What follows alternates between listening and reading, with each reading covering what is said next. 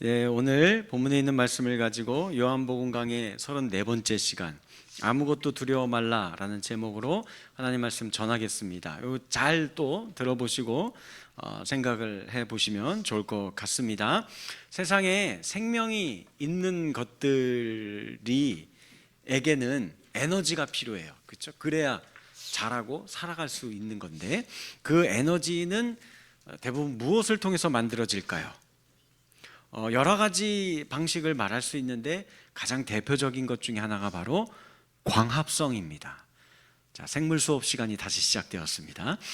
광합성이란 무엇일까요? 저 앞에 그림을 보시면 우리 학생들 저 뭔지 알죠? 설명.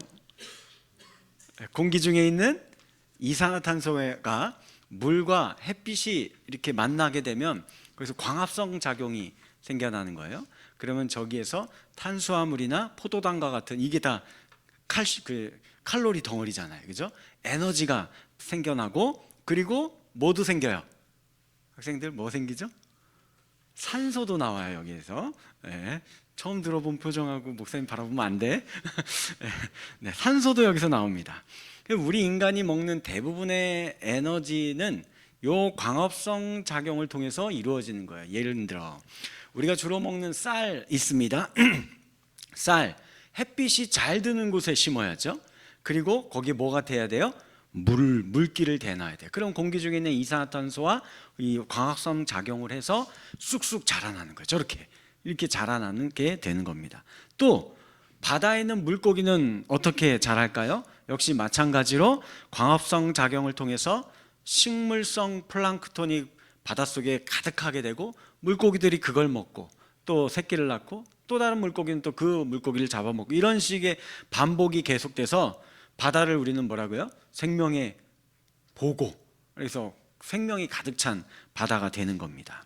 그러니까 정확하게 말하자면 저와 여러분들이 마트에 가서 쌀을 사고 고등어를 사는 게 아닙니다. 쌀과 고등어는 원래 공짜입니다. 하나님이 저렇게 키워주세요. 그런데 우리가 마트에서 왜 돈을 주고 사는 거예요? 인간이 약간의 그 쌀을 이제 심는 수고와 고등어를 잡는 수고료와 여기까지 가져다 준 운임료가 들어가는 거예요. 인간이 쌀을 키우는 거 아닙니다. 절대 못 키워요. 하나님이 비를 내리시지 아니하시고 햇빛을 비춰주지 않으면 무슨 수단과 방법을 써도 자라나지 못합니다. 이걸 우리는 명확하게 아실 필요가 있어요. 그래서 고대 사회에서는요, 농사를 지을 때 농부들이 이 가뭄이 들면 물이 귀하잖아요. 지금처럼 수로공사가 잘 되어 있지 않아요? 그래서 물 가지고 싸움이 많이 벌어지곤 했어요. 물기를 내는 문제 때문에 그렇습니다. 원래 물이 우리 논 쪽으로 되어 있었는데 간밤에 자고 일어나 보니까 저 옆집에 장가놈의 그 논으로 물기를 이렇게 옮겨 놓은 거예요. 그거 어떻게 되는 거예요? 이 뭐한 짓이냐고 가갖고 멱살 잡고 막 칼부림하고 난리 나는 겁니다. 그래서 이렇게 물로 인해 벌어진 분쟁, 이거 어떻게 한 방에 해결할 수 있는 길이 있어요? 어떻게 하면 돼요? 그렇죠. 하늘에서 비가 억수로 내리면 됩니다. 많이 내려놔서 물이 막 강마다 산마다 늘 흘러 넘치게 되면은 이젠 더 이상 싸울 일이 없게 되는 거예요. 제가 왜 이렇게 광합성에 대해서 길게 얘기를 하고 있는 걸까요? 우린 지금 계속해서 요한복음의 아주 중심에 와서 아주 핵심 메시지를 지금 많이 배우고 있어요. 지금 그런데 요 메시지들이 다 어느 절기 때 이루어진 내용들이에요? 초막절의 이야기가 계속 진행되고 있습니다. 초막절은 어떤 거예요? 운막을 짓고 예전에 하나님께서 우리를 애굽에서 출애굽시켜 주신 광야의 그 은혜를 기억하면서 두 가지 종교적 예식을 행하는 거라고 제가 말씀을 드렸습니다. 두 가지 기억나세요? 첫 번째가 물 붓는 거, 그렇죠? 이게 실로암에서 물을 떠오는 거예요. 우리 계속 실로암 사건 보고 있어요. 실로암에서 황금 물동이로 물을 떠고 와가지고 이거를 제단의 뿔의 구멍에 붓는 겁니다. 이게 물 붓는 생명의 물을 상징하는 예식을 하는 거. 또 하나는 성전에 여인의 뜰이라는 곳이 있습니다. 저희 가면 4개의 올리브 횃불을 밝혀놓아요. 그리고서는 모세오경의 맨 마지막 장 챕터가 뭐예요? 신명기 34장과 맨 처음 장 창세기 1장, 이 2장을 반복해서 계속 읽어요. 그럼 뭘 의미하는 걸까요? 우리의 삶은 이렇게 횃불 밝히듯이 하나님의 빛이, 말씀이 우리의 삶을 비추어 주는 겁니다 라는 것을 의식하는 거라고 했어요. 그래서 쭉 제가 설교했던 것들을 잘 생각을 해보세요. 제가 그래서 누구든지 목마르거든 내게로 와서 마셔라, 우리 예배에서 생수의 강이 성령 하나님을 통해서 물이 바다를 덮은 같이 세상을 적실 수 있다, 이게 예수님을 통해서 가능한 겁니다 라고 제가 설교를 드린 적이 있습니다.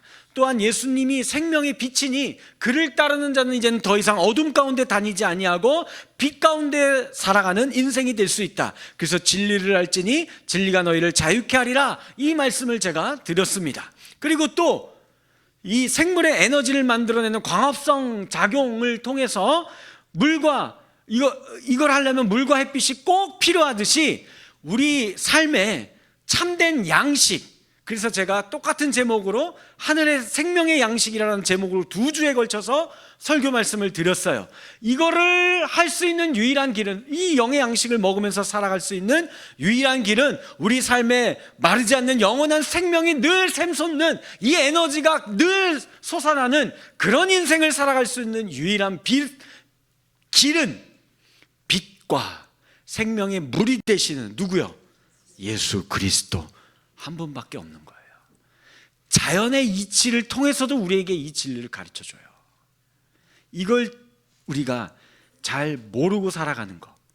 그래서 우리가 스스로 힘 쓰고 땀 흘리고 애써서 내가 지금 이거 다 확보해 놓고 내가 얻은 재물인 거고, 물길도 내가 이렇게 확보해 놓아서 내가 더 많은 햇빛을 쬐고 내가 이 노력해서 내가 얻어놓은 이 모든 것이다 라고 생각하면서 살아가는 사람들, 이게 뭐예요? 이게 눈뜬 장님인 거예요. 자기는 눈 뜨고 내가 지혜롭다고 생각하고 세상에서 내가 아주 잘 살고 있다라고 생각하는데 실상은 보지 못하고 듣는 장님이라는 겁니다. 하나님이 베풀어 주신 은혜의 선물임을 망각하고 살아가는 사람들이에요. 그렇기 때문에 이게 내 거라는 생각이 있기 때문에 이거 누군가에게 빼앗길까 봐 늘 두려움 가운데 싸우며 살아가는 인생이 되는 겁니다. 자, 이제 한번 생각해 봅시다. 태어나면서부터 한 20년 이상, 이거 아마 청년으로 보여요. 그래서 오늘 본문의 맹인이요, 20년 이상을 맹인이었던 이 청년이 예수님을 만남으로 눈을 뜨고 세상을 보게 되었습니다. 기적이죠. 이거 얼마나 기쁜 일이에요. 막 자기도 신나서 막 눈 뜨고 됐으니까 제일 먼저 누구에게 갔겠어요?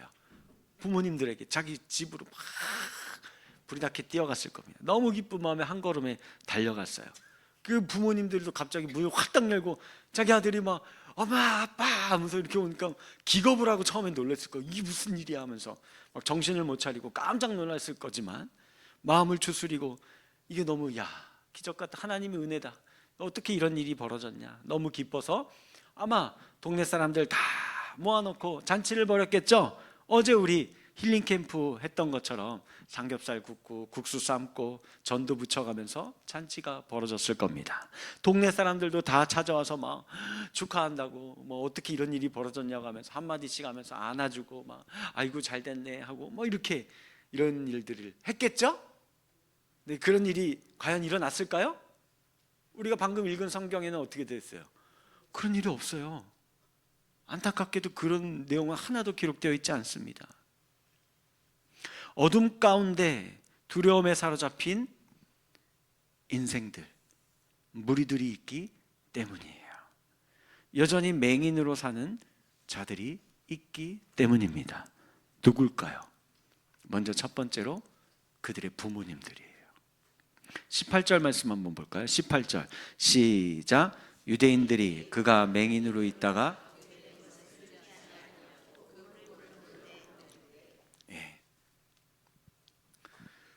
갑자기 유대 종교 지도자들이 이제 눈뜨게 된 맹인이었던 사람의 부모를 불러요. 부를 일이 뭐가 있어요? 왜 부르는 걸까? 걱정이 됩니다. 왜 걱정이 되냐면 이미 유사한 사건이 전에 한번 있었기 때문에 그래요. 베데스다 못에서 38년 된 병자를 예수님이 한번 고쳐주신 적이 있는데 그때 난리가 났거든요. 안식일에 병자를 고치는 행위를 했다, 안식일을 범했다 하면서 그 사람이 낫게 된 것은 이건 뭐 뒤로 제쳐놓고, 그래서 그때 예수를 이거를 죽여야 되냐 살려야 되냐 난리가 난 거예요. 요한복음 5장 18절에 그래서 이에 이제는 그 유대인들이 더 예수를 죽이고자 하되 라는 말씀이 나옵니다. 이거를 이웃 부모님들이 알았을까요 몰랐을까요? 알죠. 아주 큰 사건이었기 때문에 알고 있습니다. 그런데 마침 자기 아들도 안식일에 병고침을 받았거든요. 그 사람들이 당신들 일로 와봐 이러고 있는 거거든요. 그러니 이게 막 기쁘지만 이게 마냥 기쁜 일만은 아니었던 겁니다.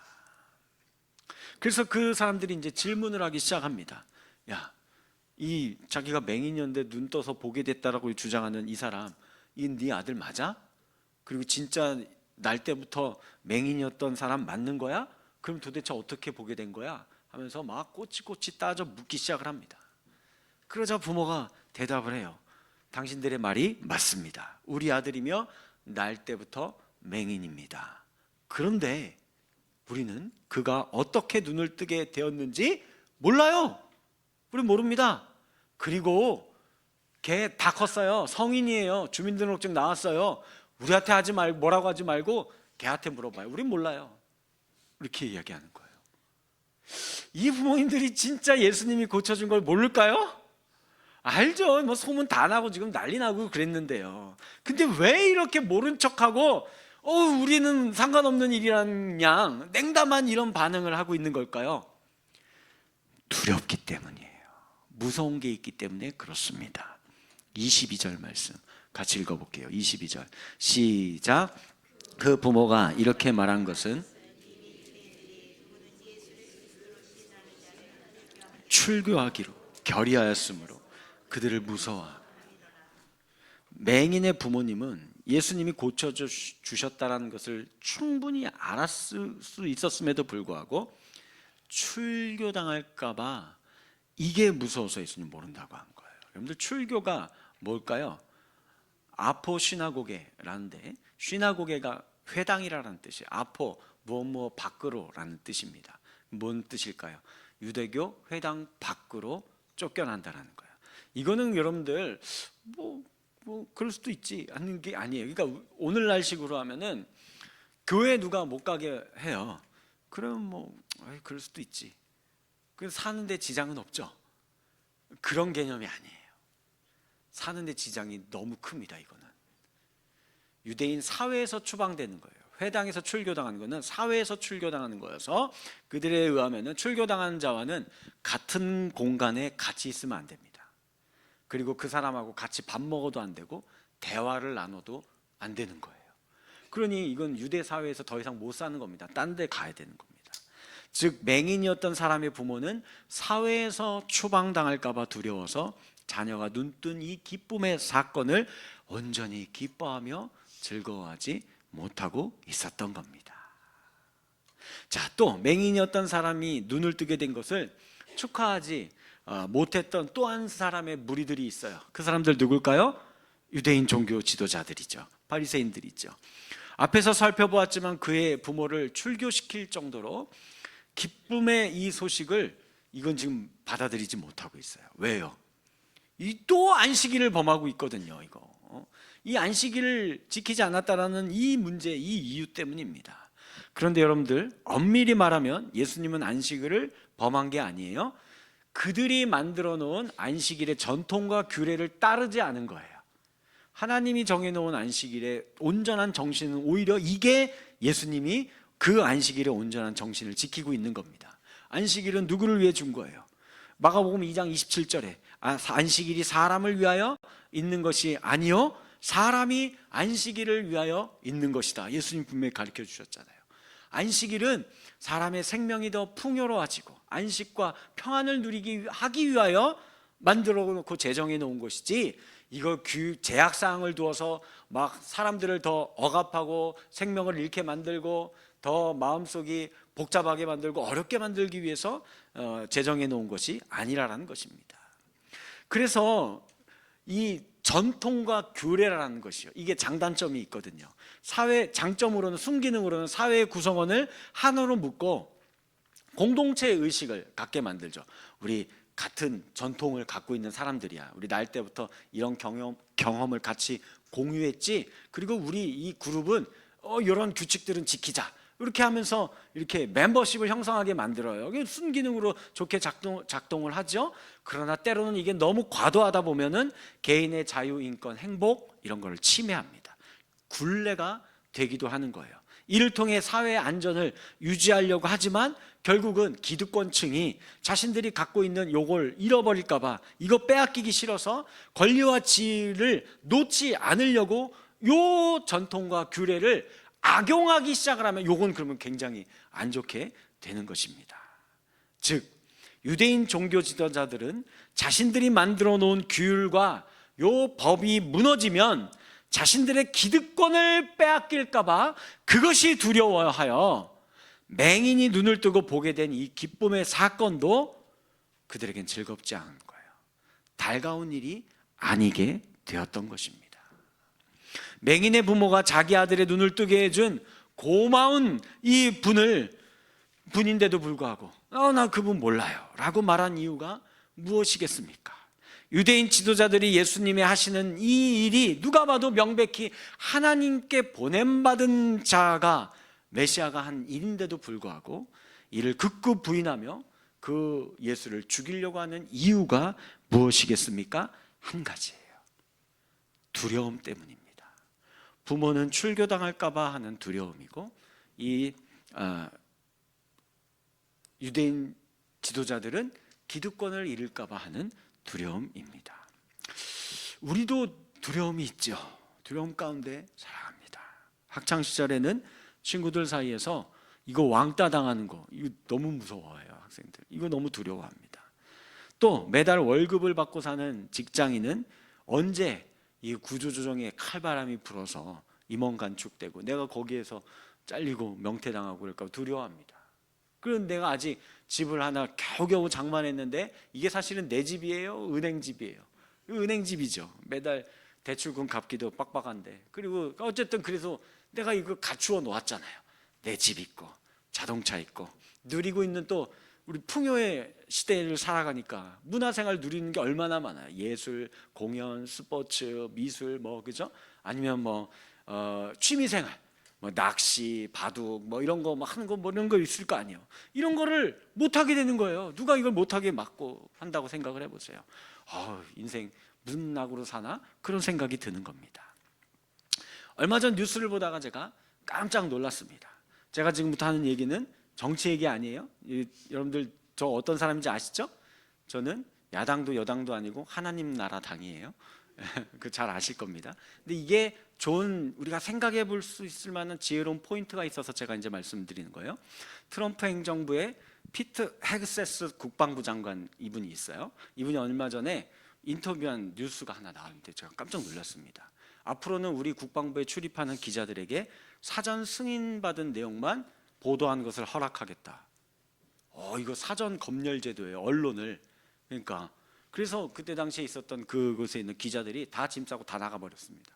어떻게 민주주의의 최고봉이라고 하는 미국에서 이런 일이 있을 수 있느냐? 이건 우리 받아들일 수 없다 하면서 하여튼 기사 쓰려면 다 정부의 허락을 받고 쓰라는 거잖아요. 그러니까 그래서 안 하겠다고 나갔어요. 또 우리가 대한민국 사람이면은 다들 알고 있던 분노했었던 사건이 있죠. 조지아주에서 한국인 노동자에 대해서 물론 비자 문제가 이게 양국의 서로 이제 첨예한 대립으로 인하여서 이게 원래 받아야 할 비자를 갖고 가야 되는데 관행상 그동안은 계속 그렇게 이제 갔었던 거예요. 그런데 어쨌든 미국에는 그 해당 기술자가 없어서 우리에게 와서 가르쳐 달라고 미국이 원래 요청을 해서 간 것뿐인데 너무 심하게 범죄자 취급을 한 거죠. 온몸을 쇠사슬로 꽁꽁 묶고 다리도 묶어놓고서는 감금해놓고 범죄자 취급을 너무 심하게 했어요. 이민 단속국에서 그 일을 지금 많이 미국 전역에서 지금 이뤄지고 있는 일입니다. 자, 왜 이런 비상식적인 일들이 벌어지고 있는 걸까요? 그 배경에는 마가라는 세력이 있습니다. 저거 본 적 있죠? 트럼프 대통령이 쓰고 지지자들이 저 모자 많이 썼습니다. 이 마가가 뭐냐면 약자예요. Make America Great Again. 이거에 앞에 있는 MA GA 요거를 이제 따서 마가라고 부르는 겁니다. 이들이 한 5천 명 정도 있어요. 이 사람들은 트럼프 대통령이 무슨 일을 해도 다 지지해주는 열광적인 지지자들인 거예요. 자, 근데 이들이 주로 어떤 사람들이냐면 거의 90% 이상이 다 백인이에요. 그리고 중산층이나 중하층에 있는 사람들입니다. 원래는 예전엔 중하층은 아니었어요. 다 중산층 이상이었는데 지금은 중하층이 됐습니다. 왜냐하면 이들의 직업군이 주로 뭐냐면 제조업, 건설업, 운송업, 농업 이쪽에 있는 사람들이에요. 예전에 1960년대에서 90년대까지는 이 산업이 미국의 중심이었어요. 미국의 경제를 이끌어갔습니다. 그러나 지금은 어때요? 점점 쇠퇴했죠. 그리고 그 자리를 대체하는 게 IT 산업과 AI 산업 뭐 이런 겁니다. 그 대표적인 기업이 다 그것도 근데 사실 미국에 있는 기업이에요. 애플, 구글, 마이크로소프트, 테슬라 뭐 이런 기업들 다 아시죠? 근데 잘 생각해 보면 거기에 있는 직원들 다 이 지금 요 마가에 있는 요 사람들처럼 90% 백인이 다 거기 직원들일까요? 아니에요. 거기는 다문화 다인종이 직원들입니다. 특히 인도, 중국, 대만, 한국, 일본 이런 데 있는 엘리트 인재들이 다 거기 가서 일하고 있어요. 그럼 이 사람들이 생각에는 우리 일자리를 이것들이 다 뺏어갔다는 거예요. 요 이민자들이 다른 나라 놈들이 와가지고 우리의 일자리를 뺏어갔고 보금자리를 뺏어갔고 우리로 하여금 이제는 그 전에는 풍요한 삶을 누리던 이 우리의 삶의 보금자리를 얘네들이 다 뺏어가고 있다라고 생각을 하는 겁니다. 그래서 이 이민자들에 대한 증오심을 표출하며 제조업을 다시 일으키려고 하는 거예요. 미국에는 제조업이 다 죽어서 배 한 척도 못 만들어요. 한국에 있는 기업이 가서 지금 거기 조선소 만들어주면서 배 만들어주고 군함 만들어주고 이거 지금 하려고 하고 있는 그런 작업들을 지금 하고 있는 거예요. 이게 뭐냐면 그게 마가 운동이에요. 이 예전에 잃어버렸던 제조업의 영광을 다시 회복시키겠다. 이거 지금 하고 있는 거예요. 이게 뭘 이야기하느냐? 자신들이 전에 누렸던 일자리, 안정적인 집과 가정, 미래에 대한 소망, 사회적으로 누리던 기득권 이게 점점점 사라져가는 거예요. 이루어져가는 거예요. 다시 회복될 기미가 안 보이는 겁니다. 그래서 두려움이 찾아온 거예요. 이처럼 두려움이 찾아왔을 때 사람은 이성이 마비되기 시작을 합니다. 진실을 외면하기 시작합니다. 두려워하는 사람은 자신이 온전히 갖고 있는 인생의 자유한 삶을 실력 발휘하면서 살아갈 수 없어요. 말도 제대로 못해요. 기가 죽어서 살아갈 수밖에 없는 겁니다. 가정도 파괴되고 사람들 간의 대인관계도 파괴되기 시작을 하게 되는 거예요. 과연 이 두려움 어디에서부터 비롯된 것일까요? 사람들은 왜 그렇게 두려움 속에서 사는 걸까요? 그리고 이 두려움을 극복할 수 있는 유일한 길이 무엇일까요? 앞을 보지 못하는 어둠, 앞날이 어떻게 될지 모르는 것에 대한 불안이 우리의 두려움의 근원입니다. 이것을 해결해 줄 수 있는 유일한 분이 누구예요? 빛이신 예수님만이 이 어두움과 두려움을 극복할 수 있게 만들어 주십니다. 예수님만이 광합성처럼 생명과 에너지를 가져다 주실 수 있는 우리 삶의 유일한 빛이요 생명의 물이 되어주시는 분입니다. 이 예수를 믿으시기 바랍니다. 이 예수를 영접하시기 바랍니다. 어느 사람이 등산 좋아하는 사람이 등산 갔어요. 근데 너무 좋아서 하산을 하는 게 조금 늦어져서 이제 깜깜한 밤이 되었습니다. 그래서 조심조심 내려가고 있는데 발을 헛디뎌서 벼랑에 낭떠러지에 떨어지게 됐어요. 와, 나 죽었다 했는데 팔을 탁 뻗었는데 다행히 나무 하나를 탁 붙잡게 된 거예요. 떨어지다가. 그래갖고 이제는 이거 간신히 매달려 있어. 올라갈 힘은 너무 높아서 엄두도 안 나고 매달려 있으면서 그때부터 이제 뭐 할 수 있는 게 뭐밖에 없어요. 사람 살려주세요. 여기 지금 사람이 떨어졌어요 하면서 막 매달려. 근데 그 밤이라 아무도 듣는 사람이 없는 거예요. 2시간, 3시간, 4시간 지났는데 아무도 오지 않고 팔은 점점 저려서 마비가 되어가고 힘은 다 풀려가고 그러다가 야, 이제 죽나 보다 하고서는 손이 나도 모르게 스르르 풀렸어요. 그래서 떨어졌어요. 살았을까요? 죽었을까요? 살았어요. 땅에서 30cm밖에 안 떨어져 있었거든요. 거기를 4시간 동안 매달려 있었던 거예요. 왜 그러는 걸까요? 어두워서 안 보이니까요. 우리가 그런 인생을 살고 있는 것은 아닌지 생각해 봅시다. 사회 커뮤니티에서 멀어질까 봐, 누리고 있던 기득권을 잃게 될까 봐 두려워하지 마시기 바랍니다. 예수님은 그보다 훨씬 큰 생명과 힘을 공급하여 주시는 분입니다. 말씀을 맺겠습니다. 요한복음 9장 잘 읽어보시면 요 맹인, 이제 눈뜨게 됐으니까, 세상 다 보고 살게 됐으니까 너무 잘 된 거죠.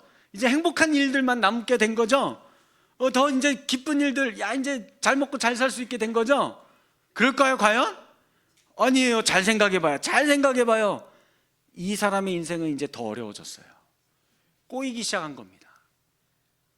전에는 그래도 보이지도 않고 있으니까 이렇게 빌어먹고 살았죠. 그래서 사람들이 불쌍히 여겨줘서 먹을 거는 줬어요. 그래서 아무 걱정 없이 그냥 조금씩 뭐 풍요하게 먹고 싶은 거는 못 먹지만 그래도 굶어 죽지는 않고 걱정 없이 살고 있었어요. 그런데 이제 눈 뜨고 보게 됐는데 이제 뭐 먹고 살아요? 전에 한 번도 뭘 배워본 적이 없습니다. 보여야 배우죠. 기술을 갖고 있는 게 없습니다. 직업 훈련 같은 거 받아본 적 없습니다. 이제 스스로 일해서 밥 벌어먹고 살아야 돼요. 근데 아무런 그런 능력이 없어요. 부모의 모습도 한번 봐요. 부모가 그를 책임져주고 이렇게 보호해주려는 모습이에요? 그런 게 아닌 것 같아요. 부모님들도 자기 살 궁리만 찾고 있는 것 같아요. 너 이제 컸으니까 네 살 길은 네가 알아서 찾아라, 이러고 있는 것 같습니다. 게다가 이 사람 출교당했어요. 34절 말씀 보면 내가 온전히 죄 가운데 살아서 우리를 감히 가르치려고 드느냐 하고서는 이에 그를 쫓아내버렸다. 회당에서 출교시켜버린 겁니다. 유대사회에서 따돌림 당하기 시작한 거예요. 아무런 기술도 없어서 막 몸으로 떼어서 먹고 살아도 될까 말까 한데 그거 기회조차도 다 박탈당한 거예요. 이제는 진짜 두려워할 만한 상황 가운데 이 사람이 눈만 딱 뜨고 내던져지게 된 겁니다. 어떻게 살아갈까요? 그런데도 불구하고 이 사람, 이런 상황에 있는 자기를 향하여 예수님을 부인하라라고 말하는 유대인 지도자들에게 이렇게 말합니다. 25절 같이 읽습니다. 시작. 대답하되 그가 죄인인지 내가 알지 못하나 한 가지 아는 것은 내가 맹인으로 있다가 지금 보는 그것이니이다. 전에는 내가 맹인으로 살았습니다. 보지 못했습니다. 그런데 이제는 보고 살게 되었는데 나보고 어떻게 다시 뒤로 돌아가라고 합니까? 그 사람을 죄인이라고 말하라고 합니까? 내가 죽었다 깨나도 그건 할 수 없습니다. 내가 이제는 하늘을 보았고 하나님이 계심을 알게 되었는데 자신 있고 담담하게 자신의 신앙을 고백합니다. 두려워하는 상황으로 더 내어 몰렸지만 그 사람의 심령의 중심에는 두려움이 없어요. 예수가 들어왔기 때문입니다. 심지어 부모도 두려워했던 유대 종교 지도자들에게 당당히 이렇게 말합니다. 33절 시작. 이 사람이 하나님께로부터 오지 아니하였으면 아무 일도 할 수 없으리이다. 하나님께로부터 온 자입니다. 그런데 당신들은 어찌하여 이 사람들을, 이 예수를 죄인 취급합니까? 그에게는 더 이상 두려움이 없어요.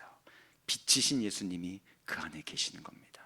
그리고 그는 당당히 이 예수님을 찾아가, 이제 출교를 당하고 이제 나갔는데 예수님이 이 사람에게 찾아와요. 그래서 이 사람하고 대화를 할 때 뭐라고 할까요? 당신이 나의 주님입니다. 내가 당신 이제는 한 분만을 경배하며 살겠습니다. 38절 시작. 이르되 주여 내가 믿나이다 하고 절하는지라. 요 종교 지도자들이 그동안 나에게 먹을 거 이렇게 던져주고 있었던 그 사람들이 내 삶을 책임져 주는 사람, 나에게 양식을 주는 사람, 내 생명을 유지시켜 주는 사람이 아니고 예수 당신이 나의 주님임을 고백합니다. 이제는 내가 당신 한 분만을 엎드려 경배하며 주를 예배하는 자의 삶을 살겠습니다. 요 두려움이 가득한 세상 한가운 가운데 내가 예배자의 삶으로 나아가겠습니다 라고 고백하며 나아가는 이 사람의 발걸음을 기억하시며, 오늘 저와 여러분들이 처한 현실도 마찬가지 현실이 있을 수 있습니다. 우리에게 너도 같이 이 규례와 전통에 따라, 우리의 회사의 룰에 따라, 우리의 이 공동체의 규칙에 따라 불법을 저질러야 하고, 음란한 짓도 행해야 되고, 거짓을 말해야 하고, 다른 사람을 속이고 비방하는 일들도 할 수 있어야 한다. 그래야 너는 우리 편이다, 내 편이다 라고 우리에게 요구할 수도 있어요. 거기에 굴복하지 마세요. 두려워하지 마시고 예수를 믿으시고, 두려워하지 마시고 빛이신 예수와 함께 이 세상 가운데 뭐가 진짜 삶인지, 진리의 삶인지 증명하면서 살아갈 수 있는 참 눈뜬 맹인들, 그 사람들이 다시 오히려 주께로 돌아오게 만들 수 있는 저와 여러분들의 진실한 신앙의 삶이 되어지기를 주님의 이름으로 간절히 축원합니다.